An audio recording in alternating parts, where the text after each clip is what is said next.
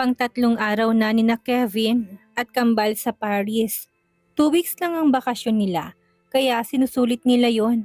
Sa umaga ay gumagala sila na mag-aama habang si Juliana ay nasa trabaho. Sa gabi naman ay si Juliana naman ang pinapaligaya niya sa kama. Kung hindi lang umiinom ito ng pills, ay malamang nabuntis na ulit ito sa sobrang active ng bed life nilang dalawa. Pero hindi pa ito pwedeng mabuntis ulit kaya ito nag-iingat. Kung sana'y wala lang siyang obligasyon sa Pilipinas, ay mas gusto niya na lang na magkasama silang magpamilya sa Paris. Walang stress, walang problema, pero kailangan siya ng papa niya. Siya ang inaasahan nito sa mga negosyo nila. Naalala niya tuloy ang nangyari sa kanya last week. Pilit niya na munang winawaksi sa isip ang tungkol sa death threat. Wala pang balita si Fred. Malamang ay ayaw din itong sirain ang bakasyon niya kaya hindi ito nag-a-update sa kanya. Ngayon ay nasa harap sila ng Eiffel Tower na mag-aama. Nagpapapicture at sinisend ng mga anak niya sa mga lolo at lola ng mga to. Hinihintay nila si Juliana. Susunod daw ito sa kanila pagkatapos ng work para mag-dinner sila sa labas. Nakaupo lang siya sa bench habang ang mga bata ay masayang naghahabulan nang mapansin niyang papalapit si Juliana sa kanya. At may kasama itong isang matangkad na lalaki. Biglang nag-iba ang ekspresyon ng mukha niya. "Hey babe!" Kumakaway na sabi ni Juliana. Pagkalapit nito humalik ito sa pisngi niya. "By the way, this is Victor. He offered to drop me here." Hindi umimik si Kevin. Bakit kasama nito ang lalaking yon? Ito ang manliligaw nito eh. "Hey man, I'm glad to finally meet you." Sambit ni Victor habang inangat ang kanyang kamay para makipagkamay pero hindi niya yung tinanggap. Tila napahiya naman si Juliana sa inakto ng nobyo sa kabinalingan si Victor. Thank you Victor for dropping me. I'll see you tomorrow." "Sure, bye." Sagot naman ni Victor saka tumalikod na sa kanila at umalis. "What the heck Kevin? Bakit mo naman binastos si Victor? Bakit mo siya kasama? Naliligaw pa rin ba siya sa'yo?" Balik tanong ni Kevin sa kanya. "What are you talking about? Bakit ako magpapaligaw? May nobyo na ako." "Dapat hindi ka na sumama sa lalaking yon. Alam mo na mga galawan ng mga lalaking ganun." "Nagmamagandang loob lang si Victor. Basta, I don't want you to get near to him." Galit na sabi ni Kevin. Hindi na nakipagdiskusyon si Juliana. Alam niyang ugali ni Kevin. Hindi ito mababali kapag nagdesisyon na ito. Nakasimangot siyang umupo sa bench. Masama ang loob sa nobyo. Hindi rin siya pinansin ni Kevin. Mukhang naiinis din ito sa kanya. Nanatili lang itong nakatayo. Hindi siya tinabihan sa pag-upo. Maya-maya pa ay tumatakbo ng mga bata papunta sa kanila. "Hey mom, nandito ka na pala. Kanina ka pa namin hinihintay." "Yes, nandito ng mommy nyo," hinatid ni Victor. Biglang sabat ni Kevin sa mga bata. Tinapunan ni Juliana ng masamang tingin si Kevin. Tinaasan niya ito ng kilay. Bakit ba kailangan pa niyang sabihin yon sa mga bata? Naghahanap ba ito ng kakampi? "Mom, bakit kinatid ni Victor? Naniligaw ba siya ulit sa'yo? Hindi niya ba alam na nagkabalikan na kayo ni Dad?" Galit na sabi ni Sunshine. Nakapamewang pa itong nakaharap sa kanya. "He's not courting me anak. He just offered to drop me here." "Kahit po mom, ano na lang ang mararamdaman ni Daddy kapag nakita niyang may iba kang kasamang lalaki? Mabuti pang anak mo, marunong makiramdam." Sad ni Kevin kay Juliana. Naiinis lalo si Juliana. Pinagtutulungan siya ng mag-aama niya kahit pa wala naman siyang ginagawang masama. "Hindi ko kailangang magpaliwanag kasi wala akong ginagawang masama." Sigaw niya kay Kevin saka tumayo na nagpatiuna maglakad. "Juliana!" Tawag ni Kevin sa kanya. Tumigil naman siya sa paglakad. Hinintay niya na lumapit si Kevin sa kanya. Hinawakan itong bewang niya at nilapit dito. "Don't raise your voice in front of our children." Tila namimasmasa naman si Juliana sa sinabi ni Kevin. "Kids, let's go. Where do you want to eat?" Nakangiting baling ni Kevin sa mga anak. "We want pizza, Dad." "Okay, let's go." Napalitan ng ngiti ang mukha ng mga bata. Tahimik lang si Juliana. Nainis pa rin siya dahil pinagtutulungan siya ng mga ito. Inakay siya ni Kevin papunta sa pizza parlor na malapit lang doon. Nakahawak pa din ito sa bewang niya. Naka-X lang ang kamay niya sa dibdib niya. Ayaw niyang makipag-sweet-sweetan kay Kevin ngayon. Naiinis siya dito. Hinapit siya nito palapit. Don't you dare fight me, Juliana. Huwag mo kong subukan. Hindi na lang siya kumibo para hindi makita ng mga bata na nag-aaway sila. Kampi ang mga ito sa daddy nila dahil sa paghatid ni Victor sa kanya. Tuwang-tuwang mga bata at si Kevin na kumakain ng pizza at nakikipagkwentuhan. Samantalang siya ay tahimik lang. Paminsan-minsan pinipisil ni Kevin ang hita niya para makisali sa usapan nilang mag-aama. Pero wala siyang gana na makipag-usap dito. Gabi na nakauwi sila, wala si Ami sa bahay nila. May photoshoot to sa gabing iyon. Nagpaalam ng mga bata na papasok ng kwarto nila at magpapahinga. Nauna na rin siyang pumasok sa kwarto. Hindi pa rin siya pinapansin ni Kevin. Naligo na siya saka humiga sa kama at nagtulog-tulugan para hindi na siya kausapin ni Kevin. Sakaling pumasok ito. Ilang minuto nang nakakalipas pero hindi pa rin to pumapasok sa kwarto. Malamang ay nanonood ng TV sa labas. Hinayaan niya na lang hanggang sa hindi niya namalayan na nakatulog na siya ng tuluyan. Ang sarap ng panaginip ni Juliana, tila may nagpapaligaya sa kanya. Napamulat siya ng mata, hindi pala siya nananaginip. Totoo palang may nagpapaligaya sa kanya. Si Kevin yon, nasa bandang paanan niya. Busy sa ginagawa nito sa kanya. Hindi niya naramdaman na nahubaran na siya nito habang tulog siya kanina. What are you doing? Tanong niya sa nobyo. Hindi pa sila bati nito kaya ayaw niya makipagtalik dito. Pilit niya ni sinara ang binti para hindi ito mapagpatuloy ang ginagawa sa kanya. Pero hindi niya magawa. Tinali pala nitong kamay at paa niya sa magkabilang dulo ng kama. Nanlaki ang mata niya. Sa buong pagsasama nila ni Kevin ay ngayon lang nito ginawa yun sa kanya. Bakit ako nakatali, Kevin? Parusa mo yan dahil matigas ang ulo mo. Babe, let me go please. No, ako ang masusunod ngayong gabi. Mariing sagot ni Kevin sa kanya. Baka magising si Ate Ami. Hindi siya sinagot ni Kevin. Alam naman niya na hindi makakauwi si Ate Ami niya sa gabing iyon. Sinabi niya lang ito kay Kevin at baka sakaling mahiya ito at kalagan siya pero hindi ito nagpatinag. Do you like it, babe? Tumango lang siya. Gusto niya ba ding makipagmatigasan dito? Answer ni Juliana, do you like it? Muling tanong ni Kevin. Yes, I like it. Sa pagkakataong iyon ay sumuko na siya. Hindi alam ni Juliana ang gagawin. Baliw na siya. Gusto niyang hawakan si Kevin at damin ng mainit na balat nito. Pero hindi niya magagawa yon, nakatali din ang mga kamay niya. At ilang saglit pa, ay tuluyan na silang nilamon ng pagnanasa. Kapwa sila pagod na nabuwal sa kama. Napahiga si Kevin sa tabi ng nobya, habol hininga silang dalawa. Nang makahuma ay kinalagan na ni Kevin si Juliana.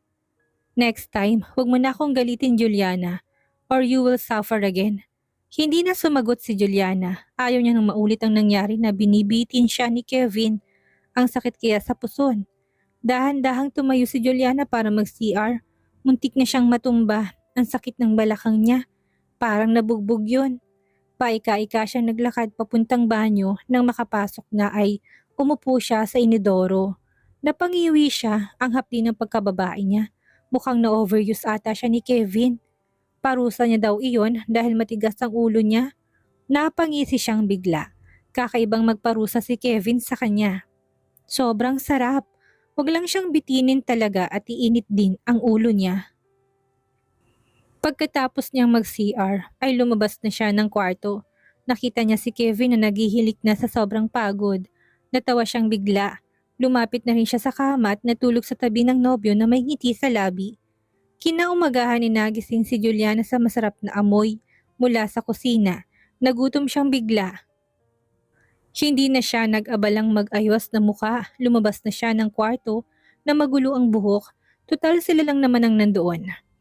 Hey mom, come join us for breakfast. Aya ni Sunshine sa kanya.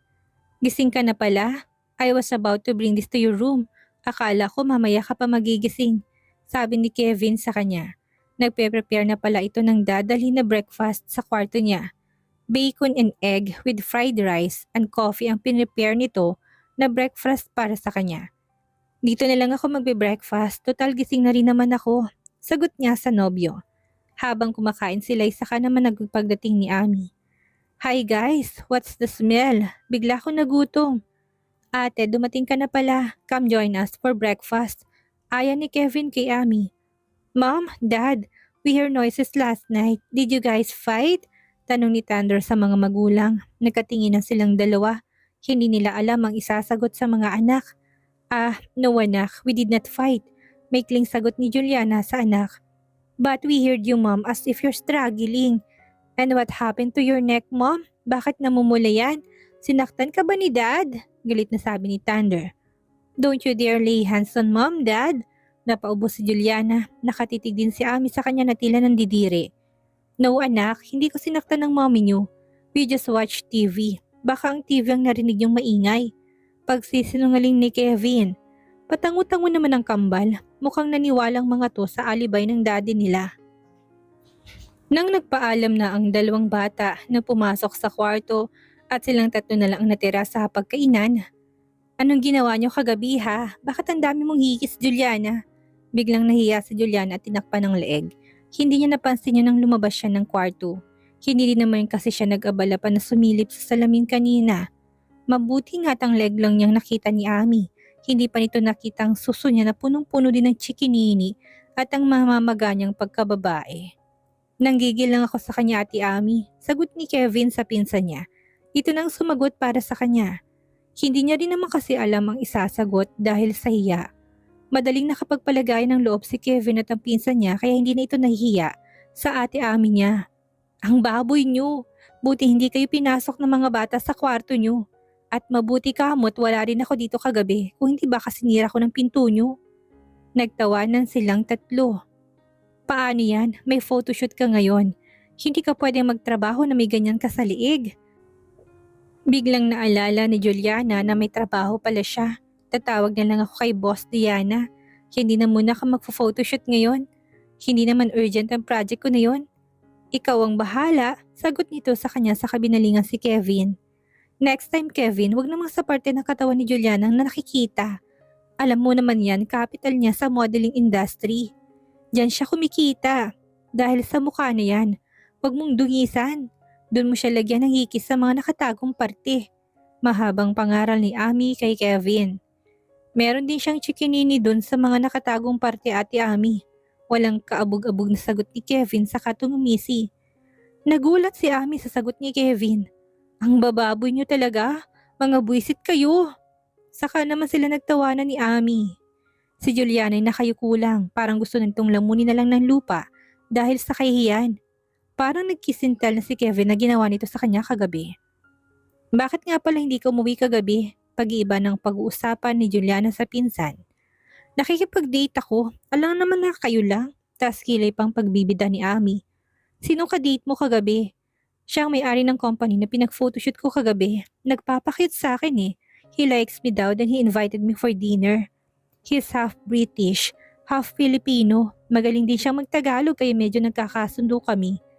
I think I like him too. Nakangiting sabi ni Ami na parang nagpapantasya pa.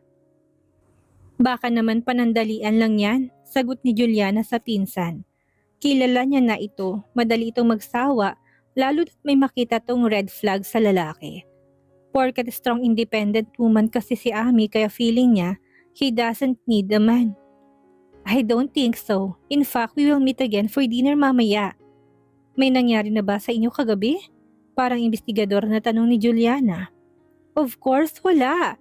Hindi ako kaladkaring babae, no? I want to make this thing right. Siguraduhin ko na muna ang feelings ko for him. Wow, may second date na kaagad. If he is the one na Ate Ami, go for your happiness. I want you to be happy. Maluha-luha naman si Ami sa sinabi ni Juliana. Kahit pa man sabihin nito na hindi niya kailangan ng lalaki ay minsan, nainggit din siya sa pinsang si Juliana dahil may masaya itong pamilya. Thank you little cuz. Nagyakapan silang magpinsan, pareha silang solong anak. Silang dalawa ang pinaka-close sa kanilang magpipinsan. Parang naging magkapatid na ang turingan nila sa isa't isa. O siya, magbo-beauty rest na muna ako at may date ako mamaya, sabi ni Ami sabay tayo.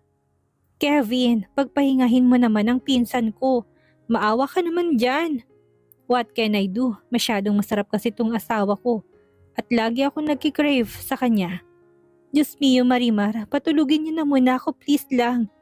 Ayoko makarinig ng kahit na anong halinghing habang natutulog ako. Okay Ate Ami. Mamayang gabi na lang ulit kapag alis mo. Ang lapad ng ngisi ni Kevin. Pinukol naman to ng masamang tingin ni Ami saka pumasok na sa kwarto. Babe, narinig mo si Ate Ami. Mamaya na lang ulit ha. Baka mga labit ka. Biglang hinampas ni Juliana si Kevin. Ako pa ngayon? O bakit? Binigay ko lang naman sa yung gusto mo. Ang lakas ng tawa ni Juliana. Lumapit si Kevin sa kanya sa kahinawakan sa bewang. Halos wala ng hangin ang makakadaan sa dikit ng kanilang mga katawan. Buong pagmamahal siyang hinalikan ni Kevin sa lobby. I love you Juliana. Huwag mo kong pagselosin ng ganun at mapaparusahan talaga kita. Sabi ko naman sa'yo hindi ba? Wala akong gusto sa Victor na yon. Kahit pa, ikaw walang gusto sa kanya pero siya meron. Alam ko ng mga galawan ng mga lalaking ganyan kaya makinig ka sa akin Juliana. Parang batang pinagsasabihan. Masusunod ka mahalan. Nakangising sabi ni Juliana. Now, what are your plans for today since hindi ka naman pupunta ng work ngayon? Sabi ni Kevin habang inaayos itong magulo niyang buhok. Mag-movie marathon na lang tayo, lambing ni Juliana sa nobyo. Do you want to go shopping? Much better babe, napangisi si Juliana. Magwaldas na lang siya ng pera ng nobyo, total pinagbayaran niya naman yun ng katawan niya kagabi. Inutusan ni Kevin ang mga bata na magbihis. Magsha-shopping daw sila. Sobrang excited na mga batang nagmamadaling mag-ayos. Gabi na sila nang makauwi sa apartment. Ang dami nilang napamiling designer bags, shoes and clothes. Bumili na rin si Kevin ng mga pasalubong para sa parents niya at parents ni Juliana. In 3 days ay uuwi na sila ng Pilipinas na mag-aama. Nang nagkakagulo ng mga bata at si Juliana nang mag-unbox ng mga pinamili nila, ay lumayo na muna siya para tawagan si Fred. Malapit na siyang umuwi, kailangan niyang makasiguro na magiging safe. Sila ng mga bata pag uwi nila. Nagre-ring lang ang cellphone ni Fred pero hindi ito sinasagot. Marahil ay tulog pa ito. Alas 9 ng gabi sa Paris kaya malamang ay alas 4 ng umaga pa lang sa Pilipinas. Tatawag naman siya doon kapag nakita na may miss call to galing sa kanya. Bumalik siya sa kinaroroonan ng kambalat ni Juliana. Dad, look! This looks good on me! Pagbibida ni Sunshine. Suot ang damit na bagong bili nila kanina. Manang-mana talaga to sa kakikayan ng mommy nito. Yes baby, ang ganda mo anak. Mana ka sa mommy mong maganda. Sambit niya sa anak sabay tingin kay Juliana na nakatingin na din pala sa kanya. Nilapitan niya ito at saka binulungan. Ang lagay ba ay ganun-ganun na lang? Aba, ang laki ng gastos ko sa inyong mag-iina ngayon. Kailangan mo kong bayaran sa kama mamaya asawa ko. Nakangising sambit ni Kevin sa tenga ni Juliana. Napangiti si Juliana sa binulong nito. Nilapit din ni Juliana ang mukha sa tenga niya at bumulong. Ihanda mo na yung junior mo at ako nang bahala dyan mamaya. Ang laki ng ngisi niya. Bulong pa lang ng nobya ay nag-react na kaagad si junior niya.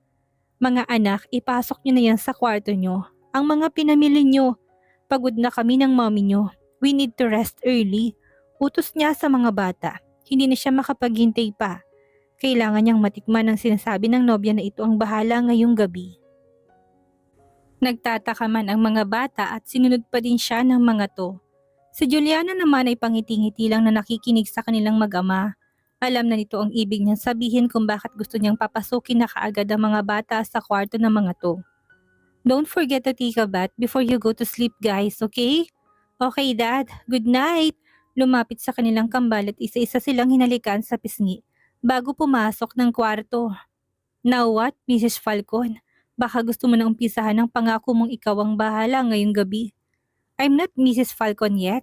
Lumapit si Kevin sa nobya at tinalikan to sa labi. Soon baby, magiging Mrs. Falcon ka na. Let's go inside our room. Ito naman na nagmamadali. Hindi ko pa nga nakita mga pinamili ko. Bukas na yan, dagdagan ko pa yan. Bukas mag-shopping ulit tayo. Paligayahin mo lang ako ngayong gabi. Binuhat siya ni Kevin na para bang bagong kasal. Ano ka ba? Baka malaglag ako. Natatawang sambit ni Juliana. Wala talagang kasawa-sawang nobyo niya sa kanya. Hindi na makapaghintay ang alaga ko babe. Gusto nang pumasok sa kuweba mo. Papasok na sana sila ng kwarto ng ganun na posisyon nang biglang lumabas ang kambal sa kwarto ng mga to. Dad, what are you doing to Mom? Sigaw ni Thunder. Protective ito sa mommy nila. Akala nito ay sinasaktan na naman niya ang mommy nito. Kunwaring nagpupumiglas pa kasi si Juliana habang buhat-buhat niya. Napatigil silang dalawa sa harap ng pinto ng kwarto ni Juliana. Buhat pa din niya ang nobya. Nating anak, naglalaro lang kami ng mommy nyo. Tahimik na natatawa sa Juliana sa sitwasyon nila ngayon. Parang bata si Kevin na nagpapaliwanag sa mga anak nila. I'm hungry, Dad. Sambit ni Sunshine sabay himas ng tiyan nito. What? Kakakain lang natin bago tayo umuwi Nilapag siya ni Kevin mula sa pagkabuhat. Mukhang walang plano ang mga batang tantanan sila ngayong gabi. But I'm hungry again. Marting sabi nito. Okay, what do you want to eat? I want spaghetti. Me too. Segunda naman ni Thunder sa kapatid. Hi, Storbo. Pabulong na reklamo ni Kevin. Okay, I'll cook spaghetti then after you eat, go inside to your room and sleep, okay? Okay, Dad. You're the best.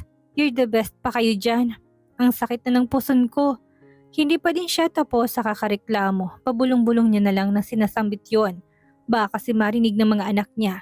Lumapit si Juliana sa kanya. Gusto mo ako na magluto, babe? Hindi na, ako na. Pumasok ka na ng kwarto, babe. Mauna ka nang maligo doon. Sa kanya kinindatan ang nobya. Tatawa-tawa lang si Juliana habang pumapasok sa kwarto nila. Sinabayan ni Kevin ang tingin ng pagpasok ng nobya sa kwarto. Tila nang akit pa ito. Pakending-kending pa ito sa paglakad. Shit, nag-react naman si junior niya kahit kailan talaga hindi siya nagsawa kay Juliana. Kahit pa may anak na sila ay napaka-sexy pa rin ito. Para pa rin tong dalaga sa paningin niya. Simula ng college sila, si Juliana lang talagang hinahanap-hanap ng katawan niya. Hindi na siya makapaghintay. Ang tagal pa maluto ng spaghetti niluluto niya. Kids, wait lang May kukunin na si daddy sa kwarto ni mommy. Bantayan yung niluluto ko Kapag kumulo ng tubig, tawagin niyo si daddy. Okay, Dad, sagot naman ng dalawang bata habang nanonood ng Peppa Pig sa TV. Dali-dali siyang sumunod sa nobya sa kwarto. Naabutan niya naghubad ng nobya. Nagre-ready na to para maligo. Nilak niya ang pinto. Bakit pumasok ka na? Ang bilis mo namang magluto. Hindi na makapaghintay ang junior ko, babe. Lumapit si Kevin sa nobya. 1 round lang, babe. Mabilisan lang. Kailangan ko lang may labas ang gigil ko sa'yo. Tok. Dad, the water is boiling already. Sigaw ni Thunder mula sa labas. Natigilan si Kevin sa paggalaw. Okay anak. I'm coming. Sigaw niya din sa anak niya para marinig dito mula sa labas. What took you so long, Dad? Gutom na kami Long? Hindi naman Mabilis nga lang ako sa kwarto ni Mommy Pagmaang-maangan na sagot ni Kevin sa mga anak. Napangiti si Juliana sa narinig na usapan ng mag-aama. Hahanap talaga to ng lusot, makaisa lang sa kanya. We're hungry, Dad. Make it fast. Okay guys, eto na po. Pagkatapos kumain ng mga bata, ay nanood pang mga to ng TV. Hindi rin maiwan-iwan ang mga bata doon. Hinintay niya na siya hanggang matapos kumain saka pumasok na sa kwarto ng mga to. Pagkaligpit ni Kevin ang pinagkainan ay pumasok na rin sa kwarto si Juliana.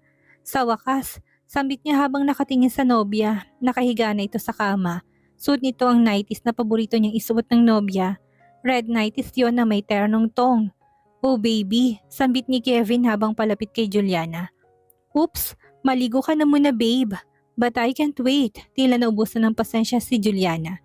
Come on, paliguan kita. Napangisi si Kevin. That's more, I like it. Tumayo si Juliana sa kama saka lumapit sa nobyo. Dahan-dahan niyang hinuhubad ang saplot nito habang kumakending-kending na parang bayarang babae. Natawa si Kevin sa ginagawa ni Juliana. What are you doing, babe? Eto nga, nagbabayad ng utang. Kapag ganito ka lagi, kahit ubusin ko pang yaman ko sa'yo, babe, hindi ako manghihinayang. Shh! Pigil ni Juliana kay Kevin. Nilapat niyang isang daliri sa bibig nito para hindi na magsalita pa. Let me do the talking, babe. Hindi na malay ni Kevin na wala na pala siyang kahit isang saplot sa katawan. Nang matapos at tiningala niya ito at ngumisi. Satisfied, babe? Tanong ni Juliana sa kanya. Yes, babe. Very satisfied. Now my turn.